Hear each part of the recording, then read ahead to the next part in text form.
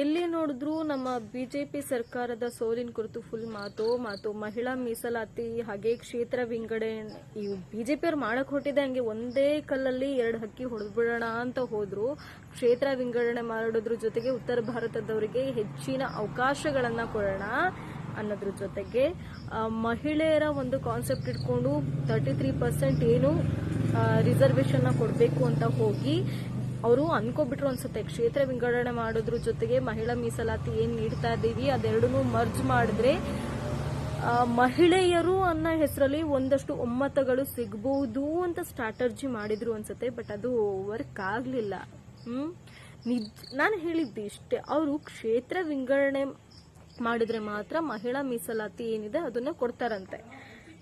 ನಿಜವಾಗ್ಲೂ ಬಿಜೆಪಿಗರಿಗೆ ಏನು ಮಹಿಳೆಯರ ಮೇಲೆ ಅಷ್ಟೊಂದು ಪ್ರೀತಿ ಗೌರವ, ಮೀಸಲಾತಿ ಕುರಿತು ಅಭಿಮಾನ ಅಥವಾ ಮೀಸಲಾತಿ ಕೊಡ್ಲೇಬೇಕು ಅಂತ ಮನಸ್ಸಲ್ಲಿ ಇದ್ದಿದ್ರೆ ಇರುವಂತಹ ಕ್ಷೇತ್ರಗಳಲ್ಲೇ 33% ಮೀಸಲಾತಿಯನ್ನ ಕೊಡಬಹುದಿತ್ತಲ್ವಾ?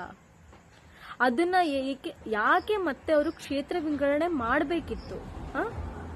ಕ್ಷೇತ್ರ ವಿಂಗಡಣೆ ಮಾಡಿ ಅಧಿಕಾರವನ್ನ ಅಥವಾ ಮೀಸಲಾತಿಯನ್ನ ಮಹಿಳೆಯರಿಗೆ ಕೊಡ್ಲಿಕ್ಕೆ ಇವರೇ ಆಗಬೇಕಾ? ಅವ್ರ ಮನಸ್ಸಲ್ಲಿ ನಿಜವಾಗ್ಲೂ ಮಹಿಳೆಯರ ಬಗ್ಗೆ ಅಷ್ಟು ಒಲವು ಇತ್ತು, ಮಹಿಳೆಯರಿಗೆ ನಿಜವಾಗ್ಲೂ ಸಮಾಜದಲ್ಲಿ ಅಷ್ಟೆಲ್ಲ ಅವಕಾಶಗಳು ಸಿಗಬೇಕು, ಮೀಸಲಾತಿ ನೀಡಲೇಬೇಕು ಅಂತ ಇದ್ರೆ ಇವಾಗ ಇರುವಂತಹ ಕ್ಷೇತ್ರಗಳ ಆಧಾರದಲ್ಲಿನೇ 33% ರಿಸರ್ವೇಶನ್ ಕೊಡ್ಬೋದಿತ್ತಲ್ಲ. ಸಪರೇಟ್ ಕ್ಷೇತ್ರ ವಿಂಗಡಣೆ ಯಾಕೆ ಮಾಡ್ಬೇಕಿತ್ತವರು? ಇವತ್ತು ಇದನ್ನ ಪ್ರಶ್ನೆ ಮಾಡಿದ್ರೆ ನಾವು ವಿರೋಧಿಗಳು ಪ್ರಶ್ನೆ ಮಾಡಬಾರ್ದು. ಯಾರು ನೋಡಿದ್ರು ಏನು ಹೇಳಿ ನೋಡ್ಬೇಕು, ಕಾಂಗ್ರೆಸ್ ಅವರು ಮಹಿಳಾ ವಿರೋಧಿಗಳು, ಕಾಂಗ್ರೆಸ್ ಅವರು ಮಹಿಳಾ ವಿರೋಧಿಗಳು. ಯೋ ಯಪ್ಪ, ಇಲ್ಲಿ ಮಹಿಳಾ ವಿರೋಧಿ ಇರೋದು ಅವರಲ್ಲ ಆಯ್ತಾ. ಆಕ್ಚುಲಿ ನಿಮಗೆ ಬೇಕಾಗಿರೋದು ವೋಟ್ ಬ್ಯಾಂಕ್ಸ್. ಇವಾಗ ಮಹಿಳೆಯರನ್ನ ಈ ರೀತಿ ಸೆಳೆಯಕ್ ನೋಡ್ತಾ ಇದ್ದೀರಾ ಆಯ್ತಾ.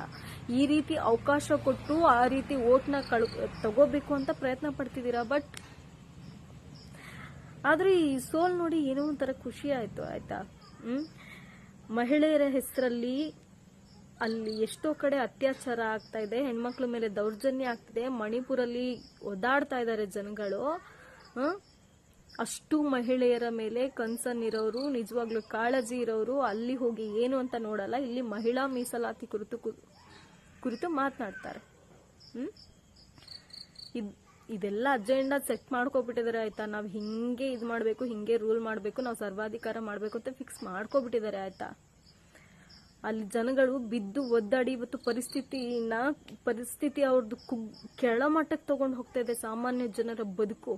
ಆದ್ರೆ ಇವರು ಎಲೆಕ್ಷನ್ಸ್ಗೆ ವೋಟ್ ಬ್ಯಾಂಕಿಗೋಸ್ಕರ ಇವತ್ತು ಬೇಡದೇ ಇರೋ ಯೋಜನೆಗಳನ್ನ ತೊರೆದ್ರ ಜೊತೆಗೆ ಬೇಡದೇ ಇರೋ ಆಲೋಚನೆಗಳನ್ನ ಜನರ ಮೇಲೆ ಇಂಪ್ಲಿಮೆಂಟ್ ಮಾಡೋದ್ರ ಜೊತೆಗೆ